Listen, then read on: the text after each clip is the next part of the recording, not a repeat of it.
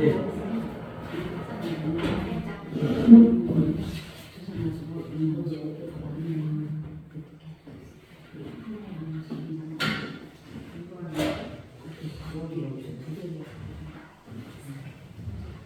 이제 2시간 남았죠? 2시간만 하면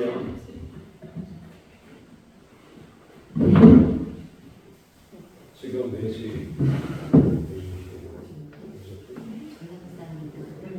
저 시기가 맞아요? 지금 정확히 4시요. 네? 4시요.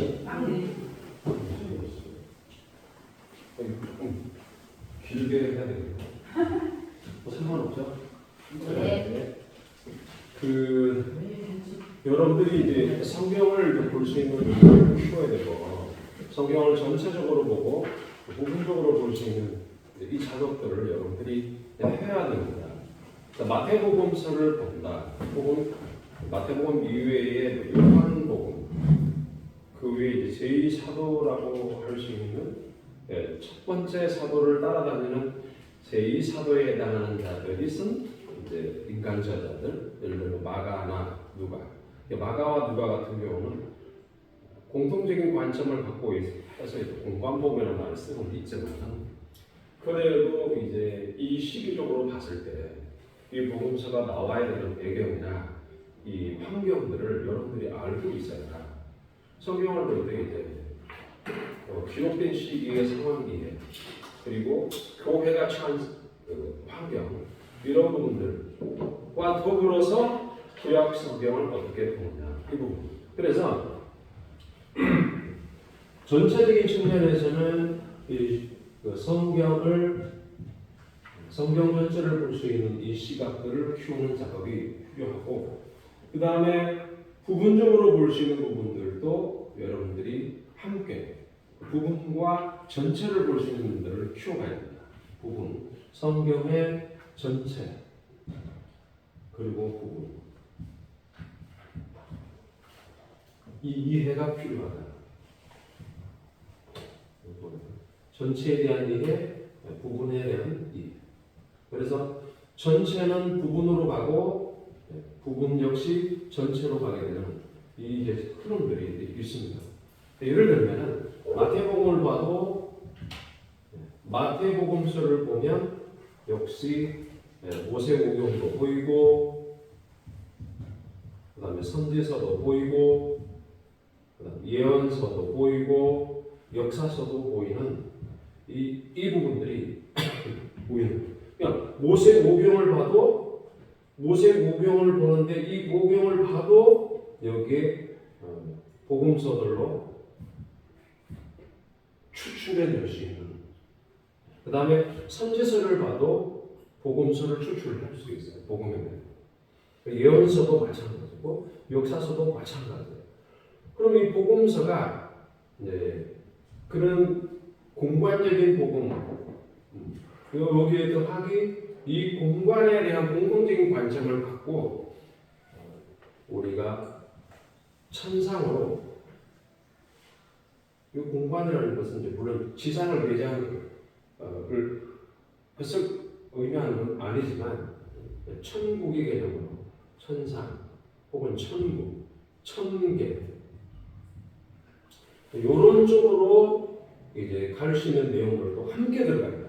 그러니까 공관복음뿐만 아니라 이 공관복음에서 부족했다라기보다는 이 부분들을 천국으로 끌어올릴 수 있는 이 부분들이 요한복음에 해당하고 있다. 여러분들이 이 틀을 갖고 있어야 됩니다.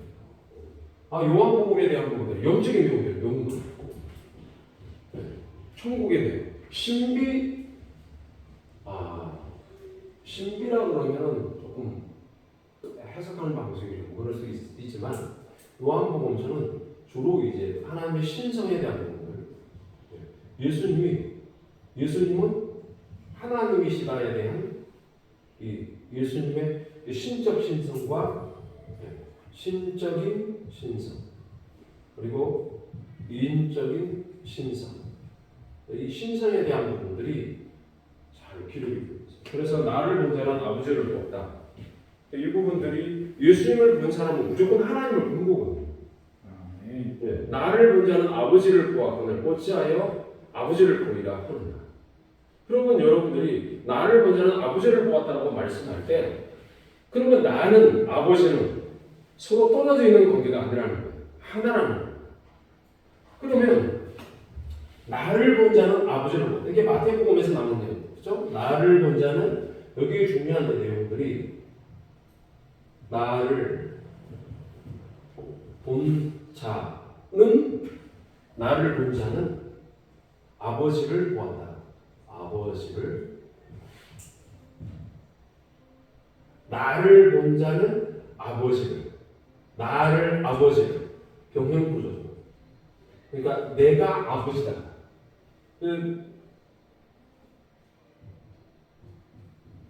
보았다. 나를 본 자는 아버지를 보았다. 그러면 여러분들이 이 부분들을 어떻게 해석을 해야 되냐? 지금 제가 마태복음을 이야기하는 게 아니잖아요. 마태복음 우리가 산상수훈에 대한 우리가 말씀들을 봐야 되겠지만 그거 들어가기 전에 전체적인 작업하면서 선지서와 어떻게 연결되는가를 지금 풀어내려고 하는 거예요. 그러면 나를 본 자는 아버지를 보았다. 딱 떠오르는 거 없어요? 선지자? 나를 본 자는 아버지를 보았다. 그럼 우시야 왕이 죽던 해에 이사야가 하나님의 부르심을 받을 때, 사명을 받을 때 우시야 왕이 죽던 해잖아요. 죽던 해에 이사야가 사명을 받을 때 하나님의 보좌가 보이고 그 보좌가 이 스랍들이 둘러싸는 것들이 이렇게 보이고 천상의 그 시스템과 구조가 보이는 거죠. 그러니까 그런 하나님의 이 놀라운 천개의 구조, 천상의 구조를 확인하고 그 중심에 우리 주님이 계시다는 것들을 하고 나서 이사야 9장으로 가면 뭐가 나와요? 임마누엘. 그러면 임마누엘이 나올 때 하나님께서 예수님으로 오신다. 그러니까 하나님이 아버지인데 하나님 아버지가 예수로 오신다. 예수란 말은 여호와라는 말이에요. 여호와라는 의미가 예수라는 뜻입니다. 그래서 여호와라는 건 예수라는 의미고 또한 주라는 뜻이에요. 그래서 주는 아도나이이기 때문에 예수님은 주, 예수. 왜 쓰는지 아셔야 돼요. 주, 예수. 즉 하나님인 예수, 그리스도, 우리를 천상으로 이끌어 가실 분이다. 그래서 이제 알렉산더 일본이 쓴 책의 이제 두 번째 나는 천국을 보았다가 나오는데 거기에 보면 천국의 매핑 작업을 했다라고 하는 부분들을 기록하고 제가 지금 그 책을 읽고 있고 그 다음에 에녹스를 읽고 있는데 거기에 보면 이제 스웨덴 고리에 대한 이야기가 나와요. 그게 스웨덴 고리는 스웨덴의 굉장히 유명한 철학자입니다. 그리고 광물학자, 뛰어난 과학자예요. 인간은 죽어도 인간이다. 이 말을 알렉산더 이번이 인용을 했단 말이에요. 인간은 죽어도 인간이다. 이 말은 이 땅에서 사는 인간의 이 형태가 모습이 그대로 영계에도 그대로 있다는 거예요. 이거를 알렉산더 이번이 왜 과학자인데 듀크 대학 출신이고 하버드 대학 출신인가 그런데 공부를 한 사람인데 뇌 과학자예요. 7일 동안 뇌사 상태에 빠졌다가 임사 취업을 하고 온 사람이에요. 근데 그러니까 이게 회의론자들은 뭐라고 해요? 에이, 뭔 소리 하고 있어? 하나님 어디 있어? 여러분들이 이제 넷플릭스 시리즈에 보면 본체에 대한 중국인 저자가 본체라는 소설을 썼는데 거기에 대한 영화로 만들어낸 게 있어요. 한 과학자가 나오는데 입자 물리학자, 입자 가속기를 연구를 하는데 만물에 대한 이치와 생명의 시작과 공동론을 알아보려고 했는데 그게 안 되는 거예요. 결국은 과학이 끝났다는 거예요. 답이 없다는 거예요. 그래서 어떻게 입자 가속기인가 거기에 무슨 어떤 밑에 연파에 나오는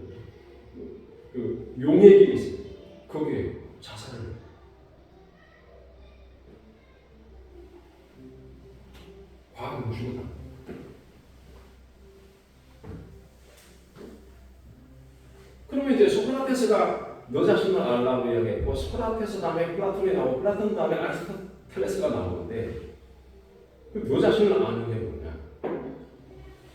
근데 그 책에서는 이미 그들은 인간이 근원적으로 그 존재를 이 자연세계가 아니라 이미 영계로부터 천계로부터 모든 것들을 지금 근원적으로 받았다는 것을 입증하고 있다라고 그 책에서 말합니다. 그러니까 너 자신을 알라는 것은 내 안에 있는 하나님의 신성을 이해하는 거예요. 그러니까 빌립이 아버지를 보여주십시오. 예수님한테 아니 스승한테 아버지를 보여달라고 그래. 아니 3년 동안 따라다니면서 아버지를 보여줬는데 아버지를 보여달라고 그러니까 이게 참 놀랄 일이다. 그럼 너는 내가 주는 오병이요. 그러니까 떡 5개하고 물고기 2마리만 너는 처음 먹었냐? 네 이야기잖아요, 그렇죠? 오병이어만 먹었냐? 근데 나를 본 자는 아버지를 본다고 했어요. 이게 어디서 나온 건가? 그래서 이제 플라톤이 그런 이야기를 했어요. 배움이라는 게 뭐냐? 배움이라는 것은 회상이다. 어떤 회상이냐? 저 영원 세계로부터 영계를 지나 이 자연계로 들어오는 이 모든 것들은 인간이 근원적으로 하나님을 향하여 찾아갈 수 있도록 근원적인 내용들을 인간이 이미 갖고 있다는 거예요. 그래서 그거는 교육을 통해서 이 배움을 통해서 껍질을 하나씩 양파 껍질을 벗기듯이 벗겨서 하나님을 알 수 있는 자리로까지 이끌어간다. 이걸 플라톤이 봤어요. 근데 플라톤은 굉장히 영적인 사람인데 그의 제자인 아리스토텔레스 같은 경우는 자기 스승이 말하는 걸 뒤집고 엎고 나왔어요. 공통적으로 인정하는 것은 하나님이 존재한다는 걸 알아요. 아는데 눈에 보이는 것이 전부다. 네, 그런 쪽으로 간 거예요. 그러니까 과학은 사람은 물질 이외의 어떤 존재도 아니다. 요거를 이제 전제를 해서 연구를 하고 그래서 잘게 쪼개고 입자 가속빈 입자 물리학에 아무리 들어가봐도 거기에 어떤 생명들이 발견될 수가 없다. 결국은 과학이 어디로 가야 되느냐? 하나님께로 가야 답이 나옵니다. 나를 보지 않죠? 예수님을 보지 않죠? 참된 종교. 나라는 의미는 예수님은 참된 종교, 참된 질, 참된 종교의 교주다. 본 자는 아버지를 본다. 그러니까 예수님을 본 자는 아버지를 본다. 과학도 누가? 나를 본 자는 또 누구에게? 빌립에게 이야기하잖아요. 이 빌립에게 말해. 빌립이 뭐냐? 빌립은 사람이에요. 사람이면서 동시에 과학이고 그 다음에 철학이고 결국 예수님을 본 자여야만 하나님이 보인다. 즉 예수님을 본 자는 아버지를 보았다. 예수님이 하나님이시다. 그래서 이사야가 죽던 해에 우시아 왕이 죽던 해에 이사야가 사명을 받고 그 다음에 7장, 8장, 9장으로 가면 이 선지서의 대선지서에 해당하는 이사야가 뭘 보냐? 예수님을 향해서 영존하시는 아버지다 이렇게 봐요.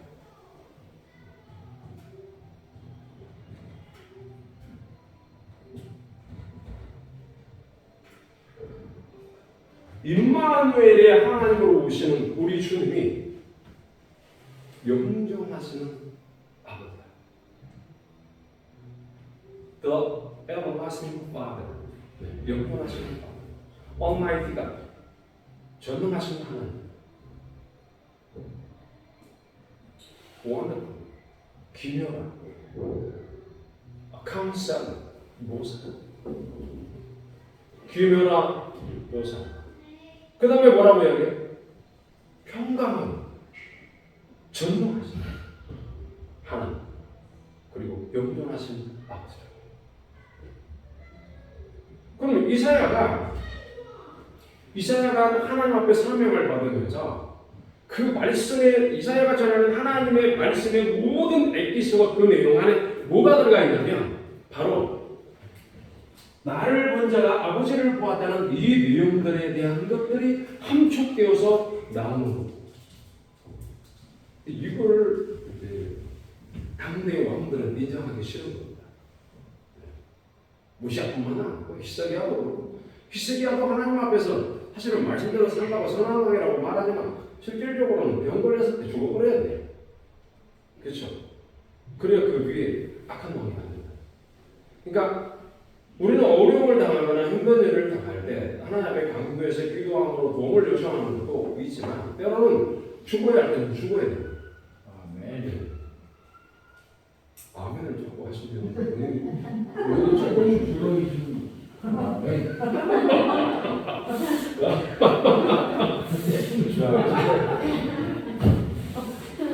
제가 죽지 말라고 그러는 게 아니고 누구나 다 죽어요. 누구나 다 죽는 건데 이사야서 여러분 9장을 한번 가보실까요? 참 기가 막히게 하는 거예요.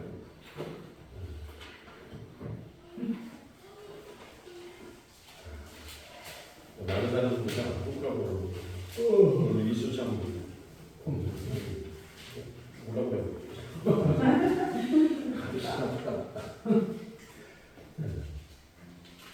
구장이 이제 이사야서 9장이 977페이지에 있어 평강의 왕에 관한 말씀이 기록이 되어 있어요. 9장 6절에 보면 한 아이가 태어나고 그랬어요. 한 아이가. 이사야를 통해서 우리는 뭘 본다? 공관복음서를 본다. 그럼 한 아기가 오는데 어깨에 뭐가 있냐면 어깨, shoulder, 이 어깨에 까문화가 된다. 어깨에 뭐가 있냐면 하나님의 나라를 다스리는 자로 본다. 다스리는데 하나님이 다스리시는데 뭘로 다스리시냐? 혹은 다스림의 과정과 그리고 다스림의 결과가 뭐냐? 그 다스림의 속성이 뭐냐? 기묘, 원더풀. 그러니까 여러분들이 왜 원더풀이 나오느냐? 원더풀, 아빠의 인생 뭐 그런 노래, 원더풀 뭐 이런 노래도 있잖아요. 그러니까 원더풀이 나왔다. 그럼 마태복음 7장으로 가보시면 원더풀이 어떻게 돼요? 여러분들 나중에 제가 숙제를 읽을 테니까 숙제를 열심히 하셔야 돼요. 마태복음 7장으로 보죠.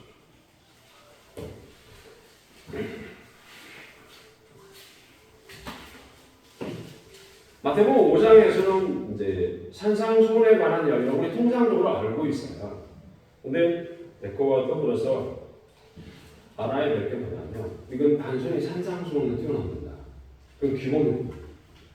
여기에 누구냐? 예수님이 하나님이신 걸 보여주는 거예요. 37절로 보십시오. 다 같이 시작. 마태복음 7장에 네. 37절. 맞잖아요. 제가 마가복음 죄송합니다. 마가복음 마가복음 7장 그 끝부분에 똑같은 말씀인데 네. 자, 마가복음 7장에 28절 29절. 자, 시작. 예수께서 이 말씀을 하시되 되어올소이다 하는 산 아래 계곡. 마가복음 7장이야? 예, 마태복음 7장. 마태복음 네, 마태복음 7장. 제가 뭐라고 그랬어요? 마가복음 7장. 마가복음. 마가복음 제가 죽을 때까지 했나 봐요. 역시 네. 그분은 마태복음 또 하나 7장 28절 29절. 내가 추구해 우리 주님이 영광을 받았습니다. 자, 다 같이 시작. 예수께서 이 말씀을 마치시매 우리들이 그의 가르치심에 놀라니 이는 하신 것이 원수이라고 그들의 서기관들과 같이 하시느니라. 네, 28절에 놀란다. 논란이네 그냥 놀랄까요? 아니요. 왜 놀라냐? 놀라는 것이 그냥 놀라는 게 아니에요. 한 아이가 우리에게 왔는데 그 어깨에는 정사를 메었다. He has a gown. 그러니까 그런 통치자라는 거. 어깨에 his shoulder. 그러니까 그 어깨에 정사를 메었는데 그 하나님의 나라의 통치 방식이 근본적으로 사랑이라는 거예요. 그 사랑인데 그 사랑에 지금 놀라는 거예요. 그러니까 9장의 한 아이가 이사야 9장에서는 한 아이가 우리에게 왔는데 그 아이의 첫 번째 묘사가 기묘다, 원더풀이다, 놀랍다, 어메이징이다. 그러면 뭐 때문에 놀라냐? 뭐 때문에? 그의 가르치심에 놀랬다. 뭘 가르치는 거냐? 뭘? 바리새인과 서기관들과 율법자들은 제사장들은 이 세상 것을 가르쳤다는 겁니다.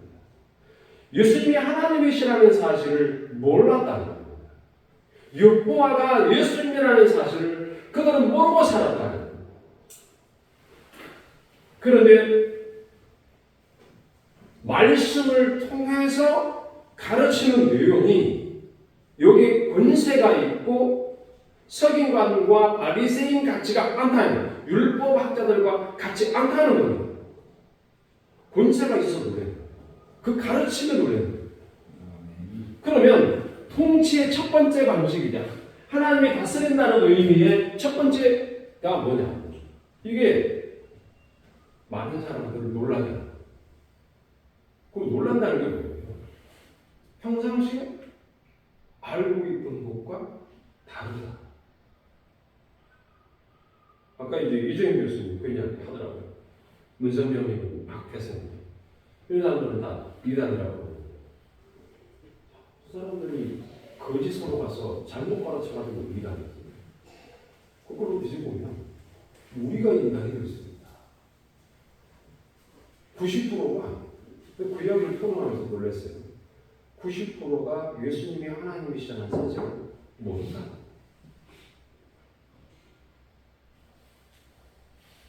성경에 분명히 나와 있죠. 나를 보지 않은 아버지를 보았다. 분명히 나와 있고, 그리고 마태복음 7장 28절 29절에 예수께서 가르치시는 그 가르치는 무리들이 놀랐다.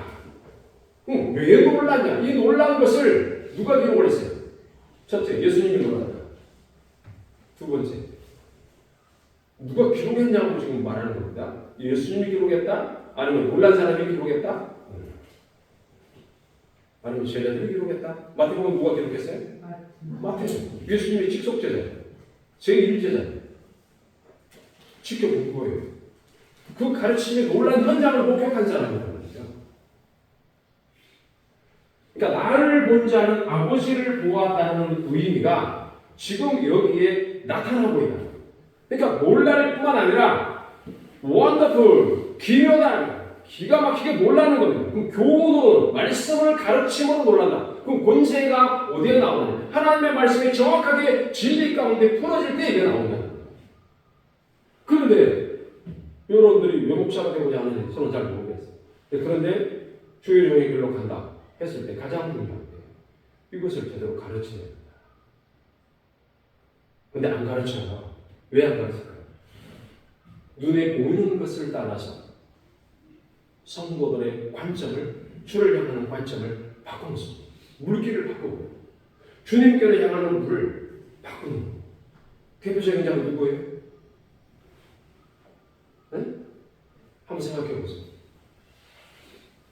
여로보암. 여로보암에게 솔로몬이 신하였던 여로보암, 애국으로 피신해 있을 때 10지파가 불러서 그를 왕으로 추대했을 때 주님이 그에게 요구한 게 뭐였어요? 나에게 오는 물길을 네가 틀지 마라. 그렇죠? 그런데 물길을 틀었죠. 뭐 때문에 틀었어요? 가문이잖아요.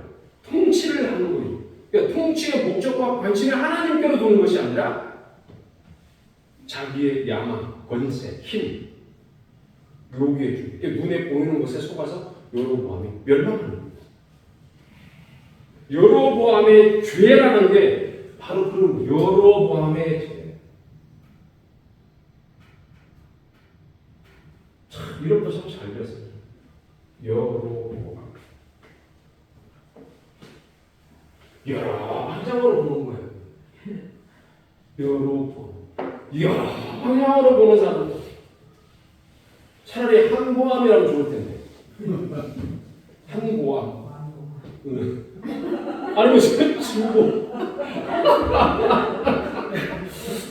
여러 방향으로 보는 거예요. 우리나라 말이 기가 막히고 여러 주님께로 가는 물길을 백성들이 즉 하나님의 나라의 시민들이 주님께로 오는 진리를 사모하는 이 길을 네가 막지 말라는 거예요. 물길을 들지 말라.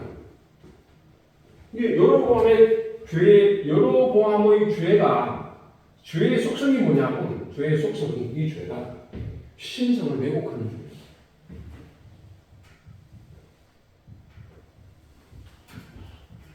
왜곡이라는 것은 굽이 이렇게 가는 것을 바꾼다는 얘기예요.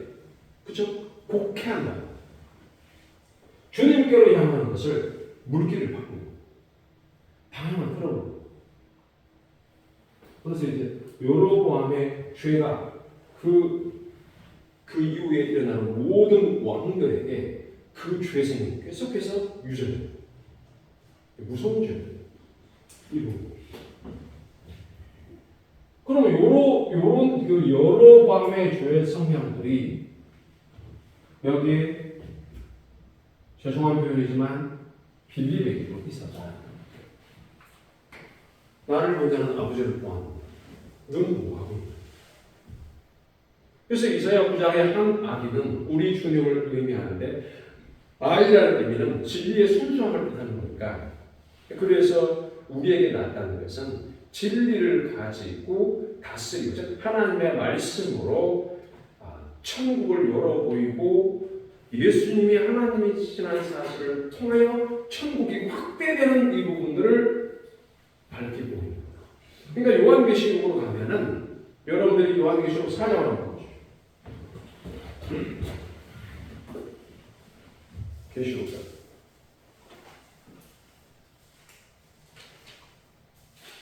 자, 거기에 천상이 열려요. 계시록 4장. 2일 후에 1절에 내가 보니 하늘에 열린 문이 내가 들은 바 처음에 내게 말하던 나팔 소리 같은 그 음성이 이리로 올라오고 이후에 마땅히 일어날 일들을 내가 너에게 보인다. 2일 후에 내가 하늘에 열린 문이 있다. 이장공 목사님이 섬기는 교회에 열린 문, 열린 하늘에 열린 문이 있다. 열린 문이 뭘 의미합니까? 이게 보면 자 계시록 21장 보죠. 문이 뭘 의미합니까?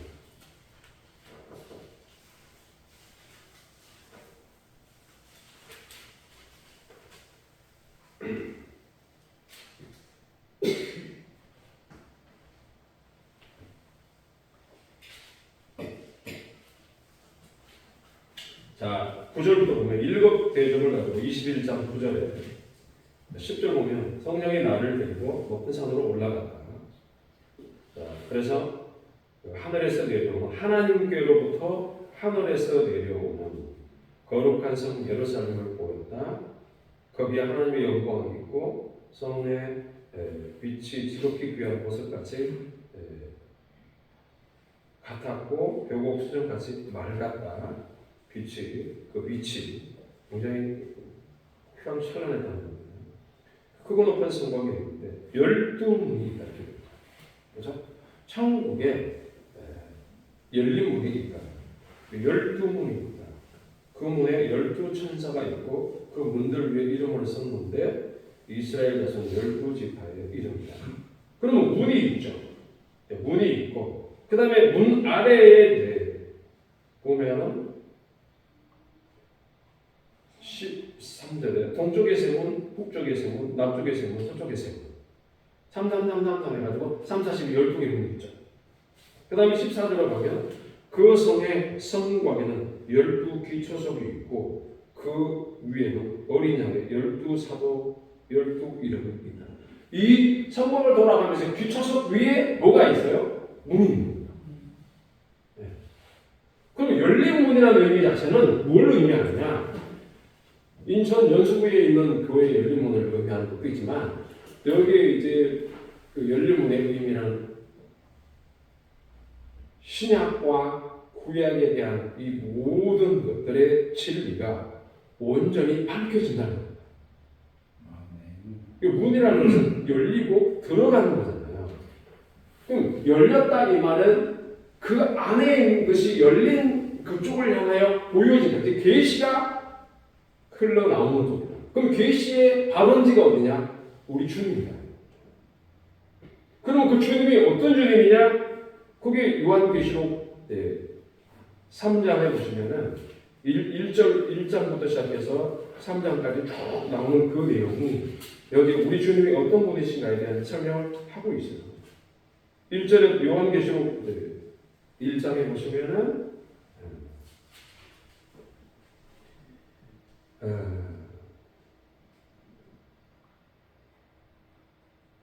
4절에 보면 요한은 아시아에 있는 7교회 편지를 하는데 이제도 계시고 전에도 계시고 장차 오실 이와 그의 보좌 앞에 있는 7 영과 충성된 주님으로 죽은 자 가운데서 먼저 나시고 땅의 임금들의 머리가 되신 예수 그리스도. 죽음에서 살아나신 예수 그리스도. 그러니까 뭘로 얘기하냐면 우리의 인간이 사람이 그 열린 문으로 들어간다는 사실을 예수 그리스도를 통하여 이미 이 일들이 이루어졌다. 그걸 보여준다 하는 의미로서 이렇게 기록이 되고 있는 겁니다.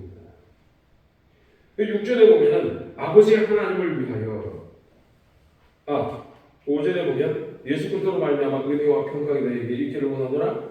우리를 사랑하사 그의 피로 우리 주에서 우리를 해방하시고. 그럼 예수님의 피는 결국은 죄로부터의 해방을 의미하는 이게 뭐예요? 구약 성경에 있는 유월절에 대한 그리고 제사 제도와 예배와 희생의 모든 것들이 이 안에 다 들어가 있는 거예요. 구약이 이쪽으로 쫙 피 속에 빨려 들어가는 겁니다. 그러면 그 피가 무슨 피냐? 바로 예수 그리스도의 피. 즉 다시 말하면 하나님이 자기 백성들을 위해서 자신을 내어주는 거다 말이에요. 이 내어주는 이 피의 내용이 바로 창세기 21장 8절에 모리아산에서 이삭을 바치게 되는 그 내용하고 같은 내용이란 말이에요. 이 내용을 언약으로 갖고 있던 이사야가 하나님의 메시지를 받을 때에 한 아이가 온다는 의미 자체가 아브라함에게서 주었던 그 약속 언약의 메시아가 오는구나 이걸 안 보였다는 거예요. 그러면 여러분이 성경을 볼 때에 지금 전체를 볼 수 있는 눈을 키우잖아요. 전체를 보면서 구분으로 들어가는 거예요. 그러면 요거 대목을 딱 보면 나를 먼저는 아버지를 보았다. 그러면 우리가 어디까지 갈 수 있어요? 이사야까지 가죠? 이사야 9장에 6절 이후부터 나오는 메시지까지 가죠? 그리고 또 어디까지 가요? 모세의 오경까지 가요. 모세의 오경에서 창세기 21장 8절에 아브라함에게 명령하시기를 독자 아들을 갖다 바치는 모리아산에. 그러면 바치는 그것이 뭐냐? 결국은 하나님 아버지가 하나님께서 즉 아버지가 나를 온다. 아버지가 예수로 온다. 그래서 거꾸로 말하면 나를 온자는 아버지를 보는 것이 된다. 그러면 아브라함은 모리아산에서 자신의 독자 이삭을 딱 내려칠 때에 누구를 보았냐? 하나님을 보는 겁니다. 그러면 제가 여러분들에게 지금 전하는 이 내용은 전체를 보면서 부분으로 들어가죠. 부분을 보면서 전체를 볼 수 있는 겁니다. 성경을 읽으면 이런 것들이 열려요. 모세오경도 열리고 선지서 열리고 예언서 미가서 같은 경우는 스가랴서 같은 경우는 그런 예언적인 내용들이 거기에 계속해서 스가랴서는 제사장 여호수아 앞에 섰는데 그 사람이 일어나가지고 맞고 공격하는 이런 이야기들을. 그러니까 제사장이 미가서에 이제 그 보면 스가랴서에 제사장 여호수아를 방해하는 악한 영들의 그 세력들이 왜 제사장 여호수아를 방해하느냐? 여호수아가 예수님이거든요. 진리를 제대로 선포하는 예수 그리스도의 이 내용들을 방해하는 세력들이 너무나도 많다는 겁니다. 심지어는 빌립으로 자기 제자로 불렀던 빌립마저도 아버지를 보이라고 3년 동안 따라다니면서 아버지를 못 봤나? 나를 보자는 아버지를 보았다 하는 겁니다. 그러니까 이사야서 이 말씀들이 결국은 우리가 영존하시는 아버지로서 교육이다. 이 부분들이 여러분들이 마태복음을 보든 아니면 복음서 전체를 보든 서신서를 봐도 동일하다. 서신서, 복음서 더하기 서신서, 더하기 예언서, 더하기 역사서. 여기는 구약에 해당하는 거지만 여기는 신약에 해당합니다. 이 두 개가 하나다. 하나가 돼서 무슨 답을 도출하느냐? 바로 예수님이 하나님이시다. 이 사실을 전하는 것입니다. 그런데 이제 여러분들이 목회를 하면서도 이게 이제 안 되니까 이런 부분들을 전하면 다들 이상한 사람들을 예수님이 믿는다고 하는데 예수님이 하나님이시다는 쪽으로 이거를 가는 부분들이 어떤 때는 빛을 볼 때는 예수님이 하나님이시다고 말을 하면 어떤 때는 예수님은 중보자 그리스도라고 해서 예수님하고 아버지하고 이만큼 천국과 지옥만큼 떨어뜨려 버려요. 그러니까 우리 안에 사고방식이 어떻게 형성되냐 하면 아버지 땅, 아들 땅, 성령 땅. 국밥은 다른 국밥이 맛있는데 이 하나님에 대한 이해는 따로 이해를 하게 되면 우리에게 혼선이 있습니다. 이게 하나로 맞춰요. 우리 눈을 통해서 동시에 두 사람을 보니까 이쪽 눈은 무슨 카멜레온, 이쪽 눈은 이수찬, 우리 강원 이쪽은 저수찬 강원 이쪽은 어떻게 된 거예요? 사발등 이렇게 가는 거야? 이쪽 눈과 이쪽 눈이 따로 보이진 않는단 말이에요. 하나는 초점을 맞춰서 보잖아요. 한쪽에는 아버지를 보고 한쪽에는 아들을 보면 이 뇌가 이상한 거죠. 우리의 눈은 뭐냐면 아버지와 예수님과 아들과 성령과 그 다음에 성부가 구분을 해놨지만 쉽게 말하면 예수님이 하나님이시다. 그거를 하나로 초점으로 해야 여러분이 보여지고 제가 여러분에게 보여지는 겁니다. 이 작업이 되지 않으면 성경을 봐도 마태복음을 읽어도 어떤 설교가 나오냐면 도덕적 설교로 그칠 수도 있어요. 우리 이렇게 합시다. 그렇게 해야 되는 게 맞는데 왜 해야 되느냐에 대한 부분들을 전체적인 틀에서 풀어야 됩니다. 이 부분들이 우리가 해야 하는 가장 중요한 부분이다. 그래서 이제 여러분들이 이 틀을 전체적으로 이해를 하고 나면 마태복음 딱 와가지고 마태복음에서 이제 5장에서 7장까지 있고 1장에서 4장까지도 있고 그 다음에 8장에서 쫙 한번 보세요. 8장으로 한번 가보시죠. 8장.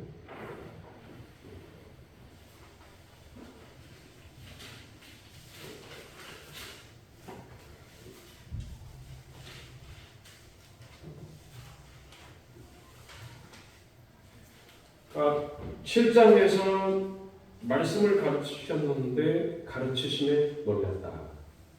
비너라고 그랬죠. 원더풀, 놀랍다. 그 다음에 뭐가 나오냐면 전능하신 하나님이라가 나옵니다. 8장으로 가시면, 자, 8장으로 문둥병자로 보시죠. 나병 나옵니다.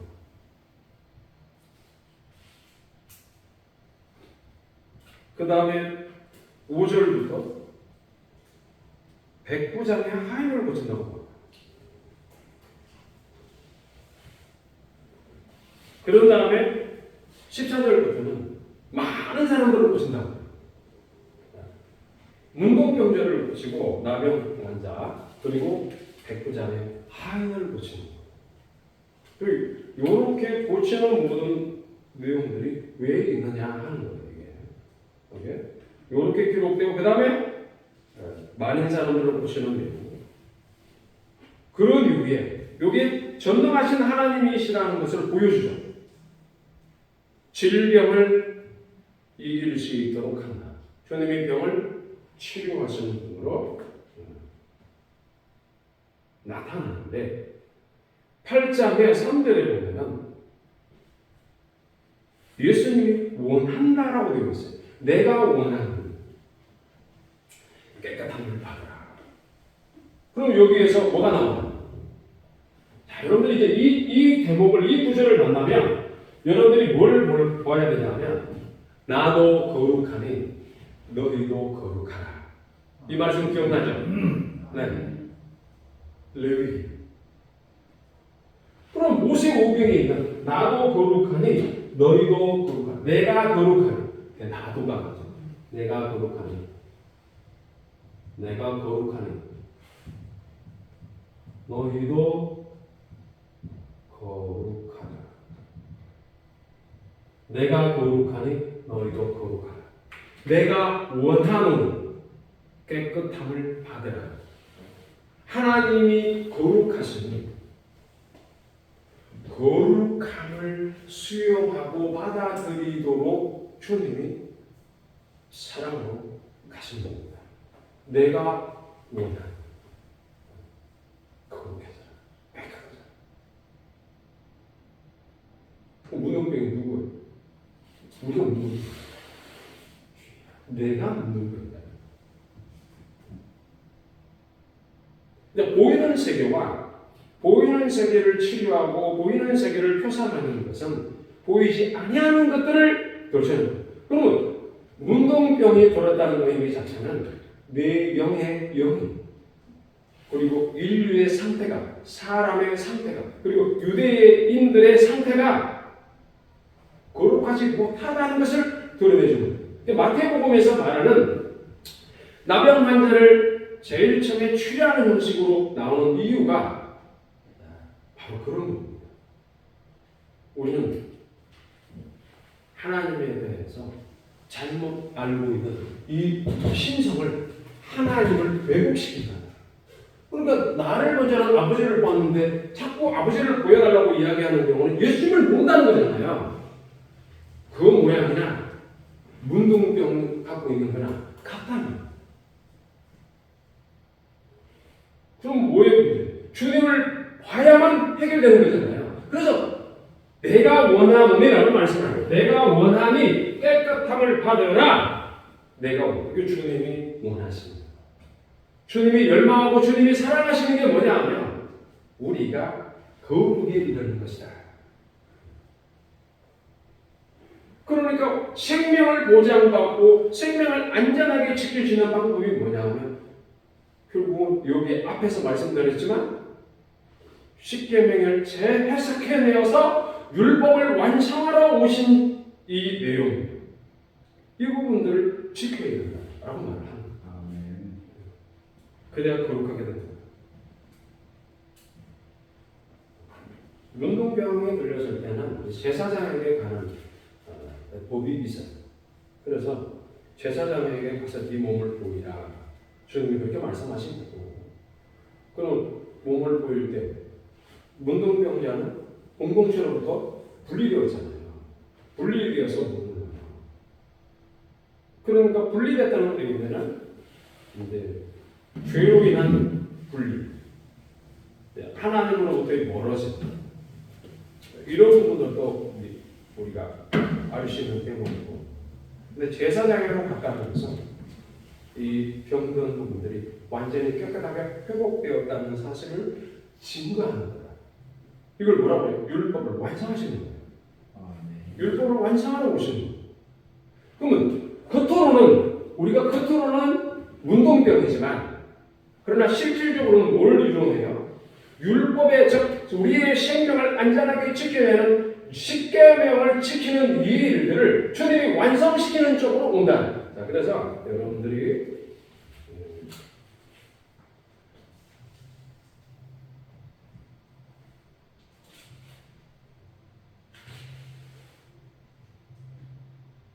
고장으로 보시면 17절에 내가 율법이나 선지자를 폐하러 온 줄로 생각하지 말라.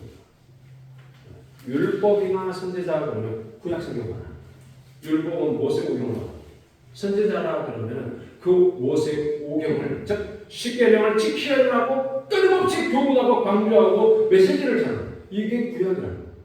구약의 핵심은 율법과 선지자, 즉 하나님의 말씀이 있는데, 즉 십계명이 있는데 이 십계명을 계속 지켜라, 이 이야기를 하고 있는 거예요. 그게 구약이라는 거예요. 안 지켰으니, 십계명을 안 지켰으니, 그래서 너희들이 디아스포라 돼가지고 지금 현실적인 고통 속에 있다라고 좀 이야기하는 유형이라는 거예요. 이 율법을, 그래서 율법이나 선지자를 폐하러 온 줄로 생각하지 말라. 내가 완전하게 하려 합니다. 그러면서 18절에 보면 율법의 1.1획이라고, 율법의 단어 하나가 아니라 1.1획이라고. 지키 나 이후에 다른 신을 내게 너 앞에 두지 말 테니라 하고 닷을 점을 딱 찍었어요. 근데 1.1획이라고 소중하다. 그 하나라도 완성시키러 모든 걸 완전하게 하는 겁니다. 그러니까 문둥병을 갖고 있을 때 그 문둥병이 내가 원하는 깨끗함을 받아서 거룩을 향해서 우리 주님이 오셨다. 거룩. 그러면 구약에서 법을 받고 그 말씀대로 예배와 제사와 희생 예물까지 다 성전까지 갖고 있었던 이들이 실패한 가장 그 중심에는 뭐가 있냐면 신성을 왜곡했기 때문에 실패하는 겁니다. 그걸 지금 고발하시는 거예요, 하나님이. 남의 관제를 고치시는 이유가, 그리고 이것이 기록된 이유가 뭐냐면 마태 사도가 기록을 할 때 너희들이 예수님을 주로 알아야 되는데 십자가에 못 박았지 않느냐.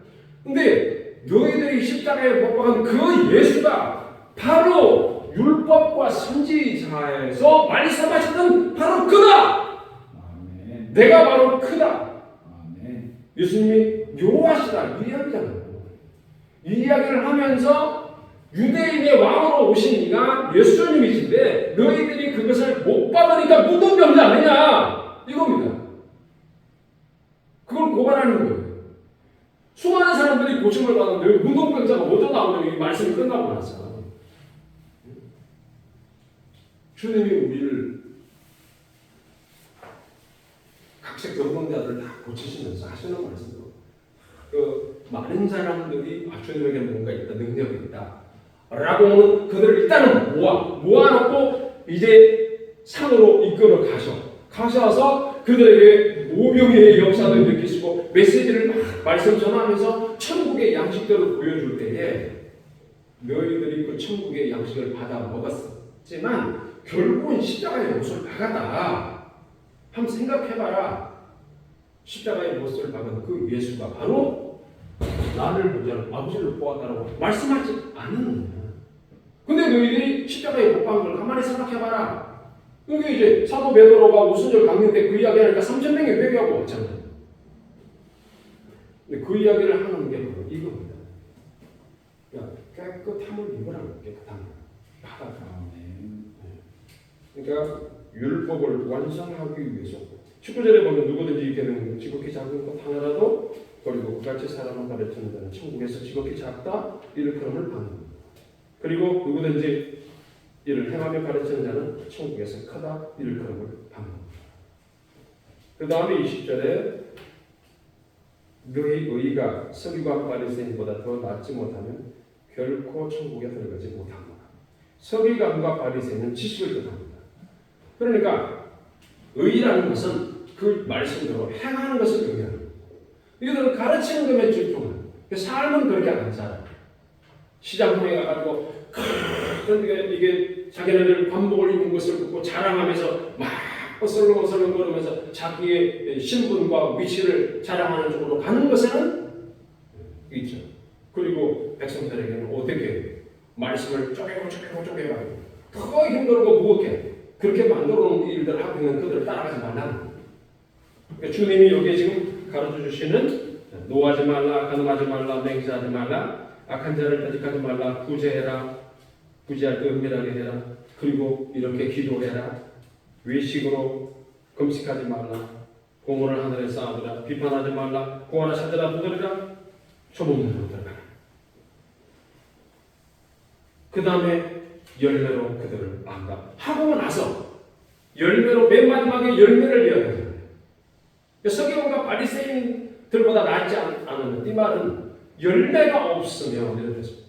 열매가 없으면 즉 머리로 생각하고 아는 거지. 아니다. 여러분들이 예수님이 하나님이시다는 사실이 딱 깨달아지면 여러분의 삶이 바뀌어요. 변하게 되고 있어요. 안 변할 수가 없어요. 기도원에 가가지고 막 기도하면서 은혜를 받는 사람도 바뀐다고 하는데 예수님이 하나님이시다는 사실이 여기에 확인되지 않으면 전처럼 안 바뀝니다. 본성은 안 바뀌었다고 말을 합니다. 주님 우리를 바꾸셔서 거룩한 자로 이끌어갈 수 있도록 우리를 끊임없이 인도해 가십니다. 자, 4절입니다. 숙제. 맞아요. 이것입니다. 이사야 9장.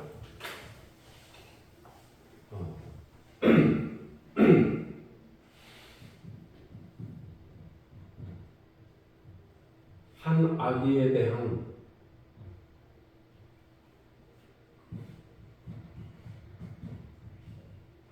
말씀을 통해 마태복음을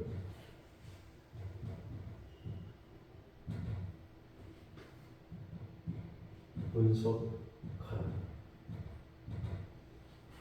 자, 이게 뭐냐면 한 아기에 대한 부분이 첫 번째 우리는 기묘나, 그 다음에 두 번째는 뭐예요? 모사라.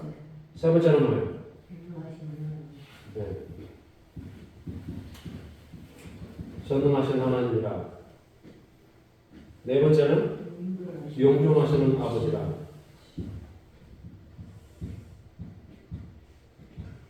그 다음에 평강을 합니다. 다섯 개죠. 그렇죠? 자, 기묘라, 모사라, 전능하신 하나님이라, 영존하시는 아버지라, 평강의 왕이라. 자, 요게 한 아기에 대한 표현입니다. 한 아기에 대한 표현입니다. 자, 요 한 아기에 대한 표현, 한 아기는 바로 예수님을 얘기하는데 하나님이 사람에게 오신 예수님. 자, 그래서 이 기묘자라, 모사라, 전능하신 하나님이라, 영존하신 아버지라, 평강의 왕이라 하는 이 주제에 맞게 그 마태복음서를 분석해 보는 거예요. 예를 들어서 아까 기묘다 가르치면 놀랬다. 놀란 부분을 찾아보는 거예요. 그렇죠? 백성들이 이제 거기에 완전 교훈에 놀리는 거예요. 그럼 모사라는 것은 카운셀러라는 거죠. 교수님이 카운셀러로서 오는 의미가 어디에 있는지를 찾아봐요. 마태복음을 넘어서도 괜찮아요. 공관복음도 다 해당됩니다. 그 다음에 전능하신 하나님, 예를 들면 폭풍을 잠잠하라. 그쵸? 이런 거 해당되지. 영존하신 아버지 찾아보시고 평강을 찾아보시고 요게 찾아서 정리를 해가지고 A4 용지 한 장에다가 제출합니다. A4 용지.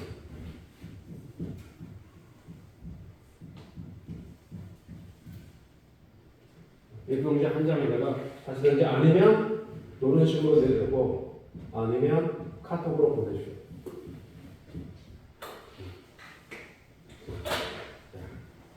잠시 쉬었다가 우리 제 시간 하도록 하겠습니다. 쉬겠습니다.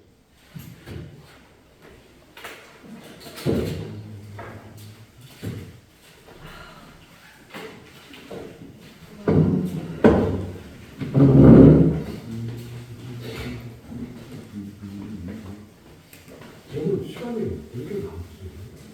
그런 게 아니에요. 1시간, 2시간이 빠졌어요. 지금 김희경 고 또 우리 아, 빠졌어. 시간이